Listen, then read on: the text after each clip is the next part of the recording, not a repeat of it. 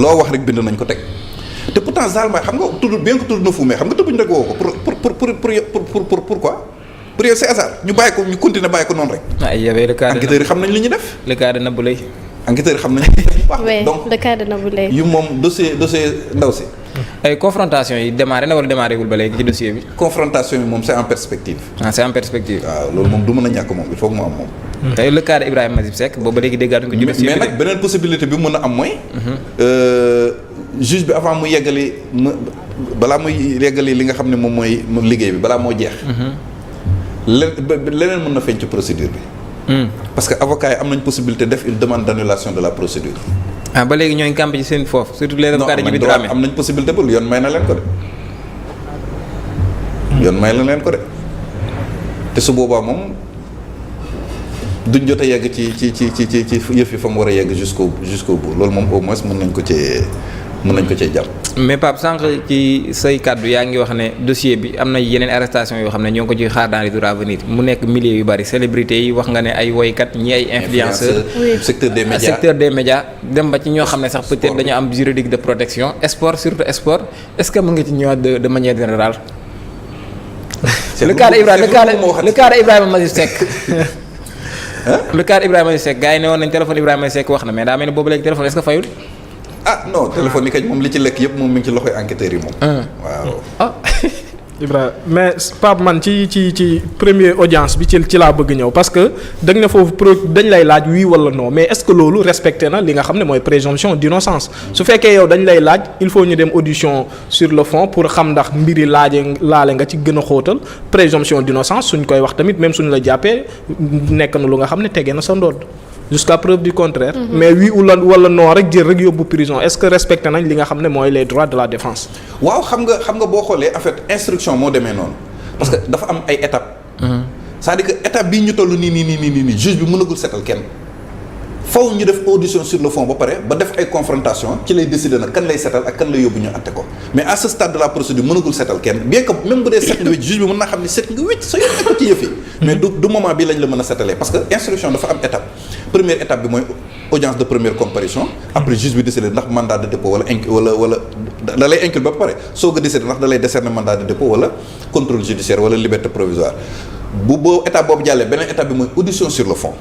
après audition sur le fond bu jugé nécessaire def confrontation daf koy def su loolu jàllee nag ci lay demander avis procureur def li ñu tuddee réquisitoire définitif parce que dafa am réquisitoire introductif am réquisitoire supplétif am réquisitoire définitif acte bi procureur di njëkkee saisir juge d'instruction mooy réquisitoire définitif foofu la naan kii kat toppee ko diw ak tuuma délit sangam damay demander man procureur ñu placer ko sous mandat de dépôt wala lii ak lee bu demee ba ci biir juge bi parce que juge d'instruction bi amul pouvoir autosaisine comme ni ko procureur amee bu defee ba ci biir enquête am découvrir lu bees par exemple juge bi di def ay investigation dem ba ci biir kat découvrir ne ndekete Pape Ndiaye mi kat ci la bokk. amul possibilité am autosaisine foofu il faut que mu référer waat ci procureur jël lu ñu tuddee réquisitoire supplétif léegi nag bu ñu demee ba ci fin bi nag procureur war a joxe sa position finale dans le dossier foofu la juge bi di sakkoo si moom li ñu tuddee réquisitoire définitif foofu nag la procureur di décider ne enquête bi kat ni ma ko gisee ni kat diw mi ndekete vraiment moom laalewul dara ci biir bi maa ngi sàkku nga setal ko maa ngi sàkku nga yóbbu ñu àtte ko kii maa ngi sàkku lii ak lii loolu mooy réquisitoire définitif après nag ci la juge bi nag di jël sa position finale képp ku ñuy setal foofu lañ moment boobu lañ lay setalee à travers nos lieux ku ñu yóbbu ñu àtte la ñu yóbbu donc étape instruction étape yi moom moo demee noonu première comparution mooy inculpation audition sur le fond après nag renvoi en jugement wala non-lieu moo tax instruction yëpp noonu lay demee première fois bi moom foofu doo xóotal dañ lay laaj oui wala non ak yooyu noonu rek après ñu bàyyi la nga dem bu ñu la woowaatee nag ci ngay am possibilité en tout cas yaatal bu baax a baax. man dama am benn question par exemple des fois da ngay gis enquêteurs yi di comme le cas de Pape Cheikh Diallo. ci journal par exemple Libération la ñu liiree que ne Pape Cheikh Diallo avoué na. léegi je demande le rapport ndax journaliste investigateur moom mooy contacter les enquêteurs laaj leen ñoom ñu wax wala journaliste simple rek mun na ko def ak yéen journalistes yi parce que question bu ma jaaxal la yéen ndax journaliste waya mun na ko am wala dafa am benn genre maturité bi ngay am diplôme buy permettre enquêteur bi yow nga am droit nga dem laaj ko wala ku mu neex rek mun nga woo enquêteurs yi nga laaj la ñu jox la information yow journaliste bi nga bind ko quoi rapport boobu mu ma jaaxal parce que gis naa Ousmane Sonko bu mu toogee assemblée dafa ne lu bëree bëri mu ngi ci réseau yi te bu nekkee ci réseau yi ñaari mbir moo koy def ci réseau yi enquêteurs yi ñooy communiquer ak journalistes yi aussi génne affaire yi kon donc loolu ndax enquêteur bi am na droit woo journaliste bi jox ko xibaar yi nga xamante ne am na ko wala journaliste bi mooy dem envers l'enquêteur bi wala quel type de journaliste moo war a génne affaire yi ba influenceurs yi mën cee jot. maanaam ci gàttal daal ñun fu ñu jëlee suñu information nu ñu def ba jot ci information ak fi ñu koy jëlee. waaw ndax yéen ñëpp yéen a am prérogative jot ko wala dafa am niveau parce que dafa may jaaxal dafa am journaliste yoo xamante ne da ngay gis dañuy contacter yeneen journaliste la ñuy xaar pour am information bi. wala journaliste bu nekk am nga droit nga dem ci envers l'enquêteur nga demandé ko ñu jox la ko quoi. wala enquêteur yi aussi daa am journaliste yu ñuy liggéeyandoo ci biir quoi parce que mbir mi dafa may jaaxal toujours da ngay gis ci benn journal lay mbir mi di génnee quoi en fait. à la question de savoir ñun journalistes yi fu ñuy jëlee info yi ak naka la ñuy def ba jot ci loolu moom ñun ni ñu tojee suñu bopp ji ndax duñ ko wax kenn. seen secret loolu moom suñu yëfi bopp la suñu secret bopp la. maintenant est-ce que enquêteurs yi ñoom seen bopp ñoom ñooy communiquer ak les journalistes di leen jox information yi non parce que corps boo ci gis. la communication est réglementée au sein des corps militaires et paramilitaires par exemple bu muy police muy gendarmerie muy beneen corps boo ci jël rek am nañu cellule de communication boo xamante ne lépp luy communication officielle ci ñooñu lay jaaree. gis nga arrestation yi ngay gis ñu ci communiquer police yëpp dañuy jaar seen bureau des relations publiques ñoom ñooy jàllale c'est-à-dire que corps bu ci nekk am nga canal officiel boo xam ni information yi foofu lay jàllee. maintenant le journaliste d'investigation moom mën na bañ a parce que boo xoolee canal yooyu noonu la fay jaar mooy information officielle bi ñëpp yor. mais le journaliste d'investigation moom am na ay techniques am yoo xamante ne mën na xool naka lay jotee ci yenn information yi nga xam ne génnagul sur la place publique mu mën ko exploiter en exclusivité mais pour que nga mën a xam exactement fuite yi fan lay jógee ñan ñooy publier PV wala ñan ñoo koy joxe day jafee xam moo tax lu mel noonu boo ci tuumaalee enquêteurs yi jàpp ne enquêteurs yi ñooy jox information journalistes yi da nga leen di tooñ parce que li tax nga leen di tooñ mooy chaîne bi dafa gudd déjà corps bu ciy def enquête da nga dépendre ci procureur dépendre ci benn ministère bu dossier bi jógee foofu am na circuit bu muy jaar balaa nit ki di yegg wér circuit bi dafa gudd ba nga xamante ne ñi ci intervenir acteurs yi ci intervenir bëri ba doo mën a xam à quel niveau la fuite bi amee par exemple boo jëlee exemple gendarmerie procureur de la république mooy seen supérieur hiérarchique dans le cadre de la police judiciaire mais aussi ministère des forces armées la ñuy dépendre te ñaar ñëpp la ñuy bu enquête bu amee ñaar ñëpp la ñuy rendre compte nga jël police également ministère de l'intérieur ak procureur enquête bu amee ñaar ñëpp la ñuy rendre compte. bu dossier jógee bu foofu noonu ci enquêteurs yi dem bureau procureur yaa secrétaire yaa nga fa ñeneen ak ñeneen bu jógee foofu dem bureau juge d'instruction foofu également greffier yaa nga fa ñeneen ak ñeneen donc gis nga chaîne bi fi muy jaar yëpp. léegi nag doo mën a xam exactement fuite bi fan la amee parce que mën nga jàpp ne enquêteur bi moo fuite jox PV bi journaliste bi alors que du ci côté mën a nekkee ba feneen ak feneen ba yeneen niveau. loolu tax affaire boobu noonu xaw a nekk loo xamante ne lu méttee tënk la encore que loolu moom. dama ciy wax di ci insister nit ñi bàyyi ci xel secret de l'instruction tënkul journaliste. képp ku la ne journaliste secret de l'instruction tënk na ko nee ko indil ma loi bi wax secret de l'instruction fan la cité journaliste bi. loi bi wax ci wàllum secret de l'instruction dafa ne ñi war a respecter secret de l'instruction mooy les personnes qui participent qui concourent à la procédure. dossier bu amee ñi bokk ci dossier bi ñooñu la tënk mais ñun moom mosuñ ñoo tënk d'ailleurs la plupart des dossiers yi fi nekk instruction yi presse bi dañ cee mos a wax. dossier Khalifa Sall ba mu nekkee instruction ñu ngi ci doon wax. dossier Karim Wade bi mu nekkee instruction ñu ngi ci doon wax. Imam Ndaw ñeneen yëpp ba mu nekkee instruction ñu ngi ci doon wax te gisu mosoo ci gis journaliste bu ñu woo ne ko da ngaa violer secret d'instruction parce que da nga joxe exclusivité ci li nga xamante ni moom moo am donc ñun journaliste secret de l'instruction tënkuñu. ñi mu tënk mooy ñi nga xamante ne ñoo nekk ci dossier bi di participer à la procédure donc yëf yi moom noonu lay amee mais xam nga vocation journaliste d'investigation mooy feeñal lu ñuy nëbb donc moom journaliste d'investigation moom li officiel intéressé ko day xool yeneen coulisses yi nga xam ne moo nekk ci suuf ak yi nga xamante ne ñoom lañ nëbb pour que mu mën koo fësal sa kaw maintenant naka ngay def ba jot si nag loolu moom léegi naa loolu suñu póotum biir la Pape sànq yaa ngi koy wax mën na amaat yeneen vague d'arrestation mais aussi est-ce que mën nañ xaar tamit ay libération ci 33 personnes yi nga xam ne fi mu toll nii teg nañ leen loxo loolu kañ moom dama ciy dëgg ñu insisté waat moom loolu moom mënul ñàkk moom dina am ñu libéré waat dina am ñu setal sax bu ñu jëfee càppandak loolu moom mënu cee ñàkk moom waaw Pape am na benn internet bi wax esprit tranquille xaw ma mu ne la loi pénale plus sévère ne rétrosit pas mais loi interprétative elle rétrosit et cette nouvelle loi elle est interprétative moom kan ma ko wax la loi elle est interprétative cette nouvelle loi jotaguñ ci exposé des motifs demagul assemblée. waaw non demagul moom jàllal guñ ko moom. dans ce cas de procédure est-ce que mën nañu xam moment bi ñu toll nii elle est interprétative ou pas. affaire bi ñëwagul de jàllagul de. xam nga am na sénégalais yoo xam jàpp nañu ne loi bi voté nañ ko ba pare alors que ñëwagul assemblée nationale ñëwagul de. en tout cas assemblée saisir nañ leen ba jox leen projet de loi bi.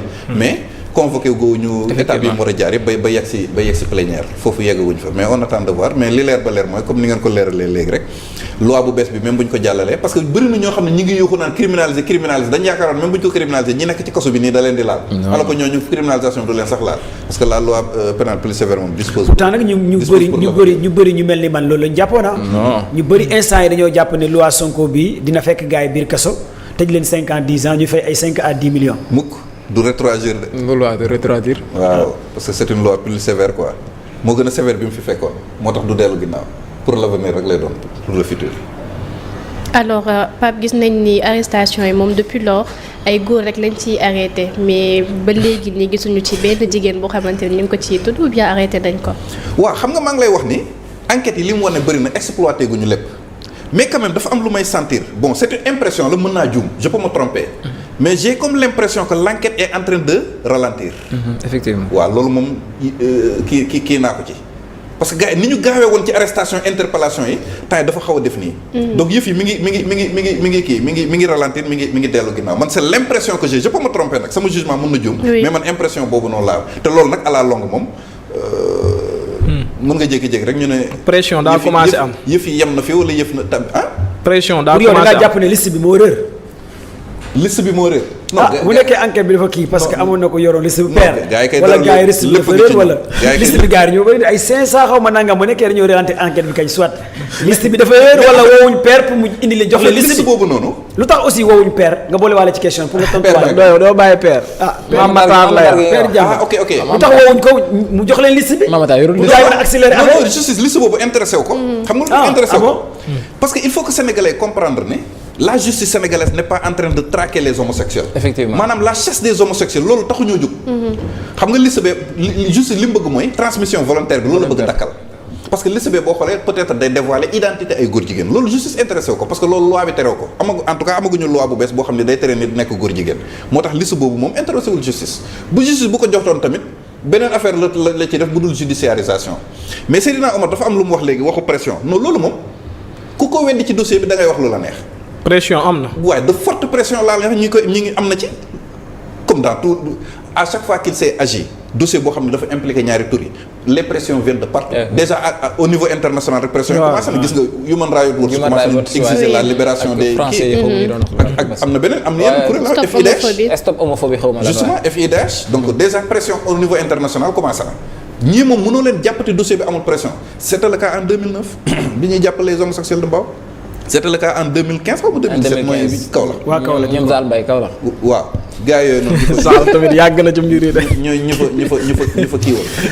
donc yàq na dara Kaolack surtout loolu. jouru gàmmuwaat la ko def.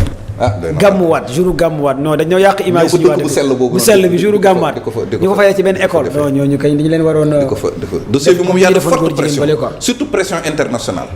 ñi moom ku la ne amul pression ci dossier bi moom wax loolu am. mais Kaolack nag yëg nga ne reyoon nañu fa benn góor jigéen Kaolack moom rek suul ñu ko waree ba pare suul ko sulliwaat ko. mooy bu amoon leew nag mooy ki ñu taal kii woon noonu. ki ñu taaloon Kaolack moom léegi moom gars yi daw nañu fa. en fait moo kooku c'est-à-dire dafa faatu woon mort naturelle wala dañ ko faatoon. est-ce que du gars yi ñoo ko faatoon suul ko fa. non dañ ko doon suul j'espère dafa faatu woon ñu bëgg ko suul gars yi bañ. voilà dafa faatoon ñu ko fay suul gars yi bañ ko. ok.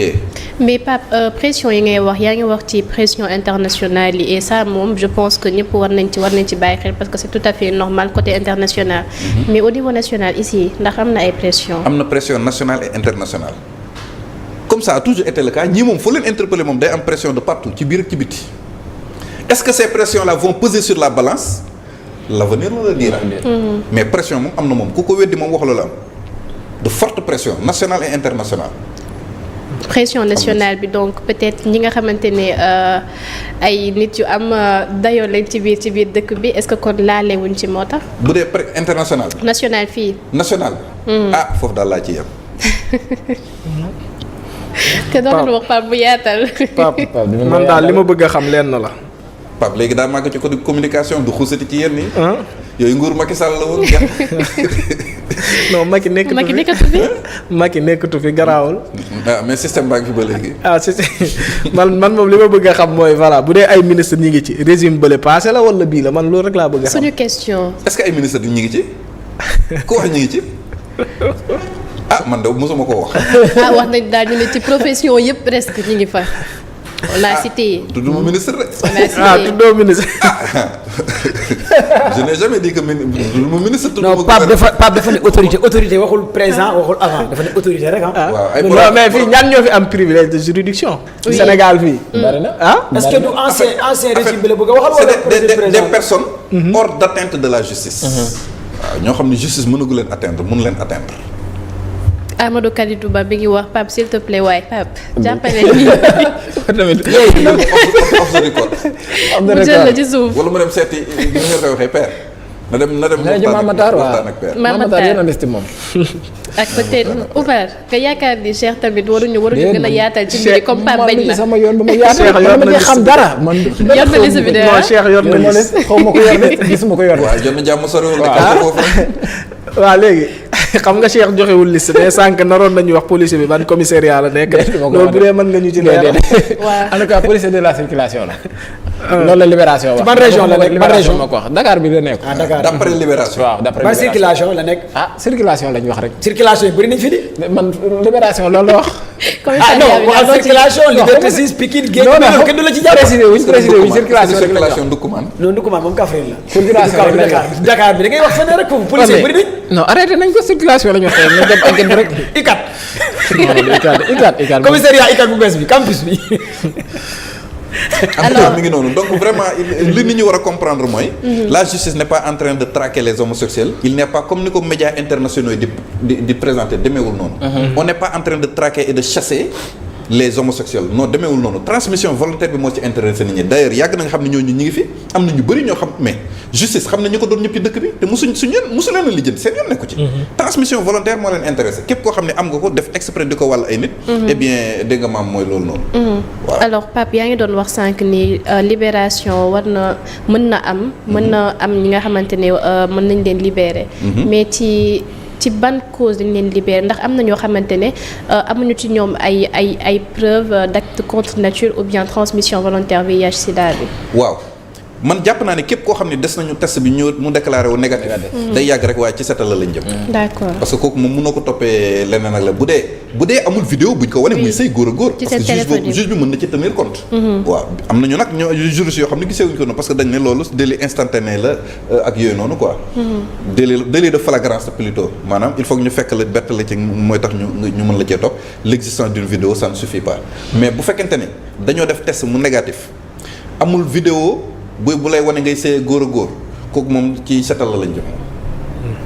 parce que kooku mënoo ko toppee mise en danger de la vie d'autrui mënoo ko toppee transmission volontaire mënoo ko toppee acte contre nature ñooñu moom dañ leen di setal moom loolu du ci ñàkk mais pour dans l'intérêt de la procédure pour la manifestation de la vérité pour une bonne administration de la justice pour l'intérêt de l'enquête moo tax ñoom ñëpp ñu jël loon placé leen sous mandat de dépôt après nag dinañu segg nag ci wàññi woo xool doo la déglu la xool coupable et tout ça là parce que parmi ñi ñu jàpp am na ci ñuñ tudd ñoo xamante ne par exemple ñi ñu jàpp tudd nañ ay nit yoo xamante ni ñi ñu jàpp ñu am sida am na ci ñu am sida ñoo xam ne tudd nañ ay nit yu ñu doon tëddal ba wàll leen sida bi te ñooñu jàppaguñ leen wooguñ leen ci procédure bi. waaw moo tax d'autres interpellations ne sont pas à exclure.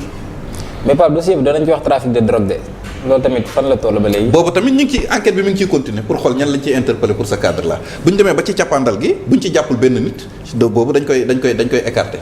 mais est-ce que ñooñu ñuy toppee trafic de drogue mën nañ dem tey bañ criminaliser seen dossier parce que drogue bu eggee benn quantité bi chambre criminelle la jëm. effectivement parce que loolu nag moom moo jox dossier bi un caractère criminel dès l'instant que procureur ci réquisitoire introductif bi visé na trafic de drogue rek. dafay jox dossier bi un caractère criminel. maanaam fi ñu toll nii juge bi moom il dispose de tout le temps nécessaire pour def instruction am fi ñu toll nii 6 mois tënkatu ko. parce que yoon bi mu jël la maintenant bu demee ba ci fin instruction ba mu gis ni kat amul benn nit boo xamante ne infraction boobu waruñ ko retenir wala amul benn nit buñ ci jàpp daf koy daal di écarter te boobaa dossier bi du dem sax chambre criminelle day dem tribunal correctionnel. foofu lay kiiwee. merci. alors Oumar ndax am nga ay questions. nice maa ngi baax. nice. commando. non Pape kañ tëj na jàng yi.